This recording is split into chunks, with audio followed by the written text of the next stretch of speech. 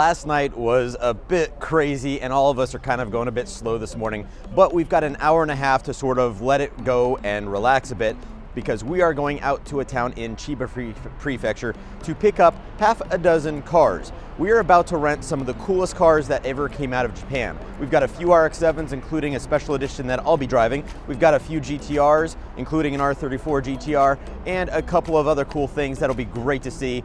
And then we're gonna drive through the Japanese countryside to go to an Initial D cafe. Come along and let's see how this goes.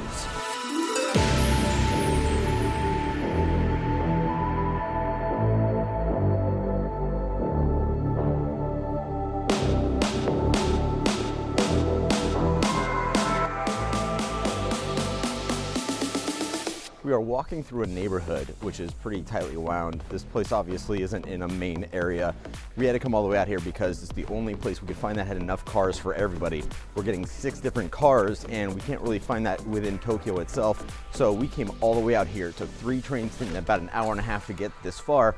And now we're walking through neighborhoods. So hopefully we'll figure out where this is pretty quickly. Luckily, we've got an awesome guide, so I don't think it'll be a problem.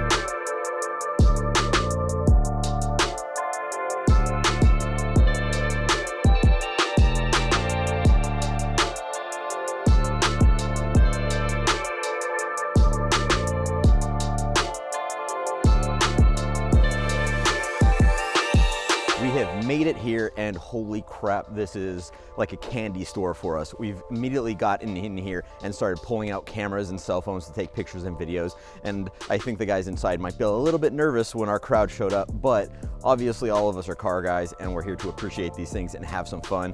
Behind me we've got an R34 GTR, we've got a couple of RX7s, I believe that one is my Type RS right there.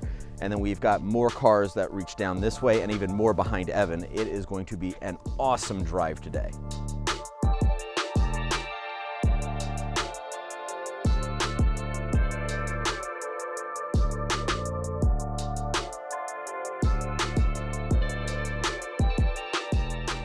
The AE86 is going to be going with us, which is going to be really cool. We're going to an Initial D themed cafe, which is kind of our end goal. It's about 2 hours away from here.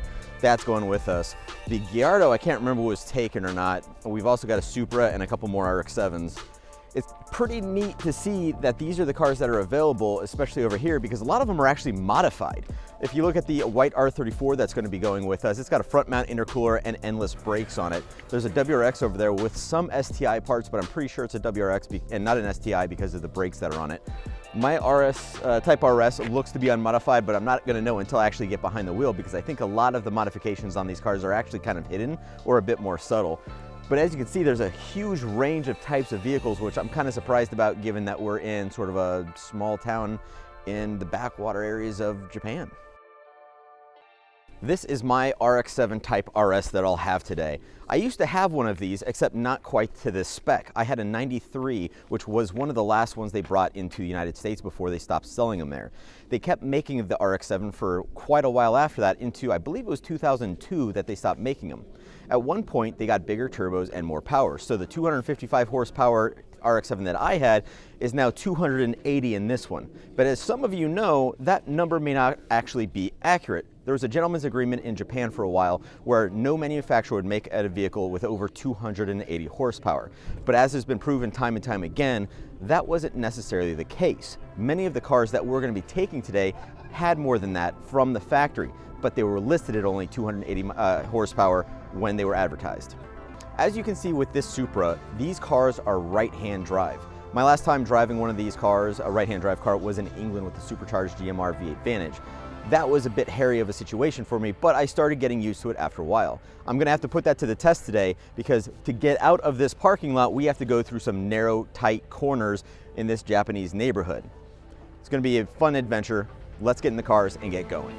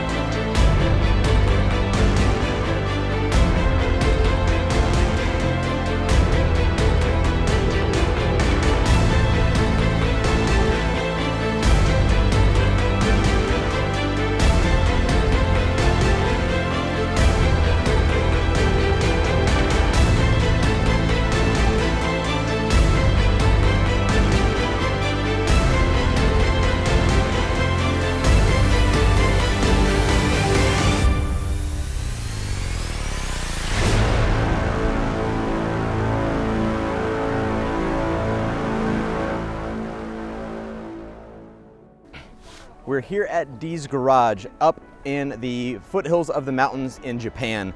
Quite the drive to get here. It was mostly express, toll roads, that sort of thing, so it wasn't too bad of a drive, and traffic moved pretty well. It went a lot smoother than most of us expected, especially being new to driving on the right side of the car, on the right side of the road, or left side of the road. The car did pretty well, but it's definitely not the most well-maintained car. I shouldn't be too surprised because this is a fleet of sports rental cars, and we can't expect everybody to treat them that nicely. But it does work. It does remind me of how much I loved when I had mine, and probably gonna have to get one when I get home. When you look over here, you can see just what kind of view we have. It is absolutely stunning, and the drive home, or I guess back to drop these cars off, is gonna be really, really nice.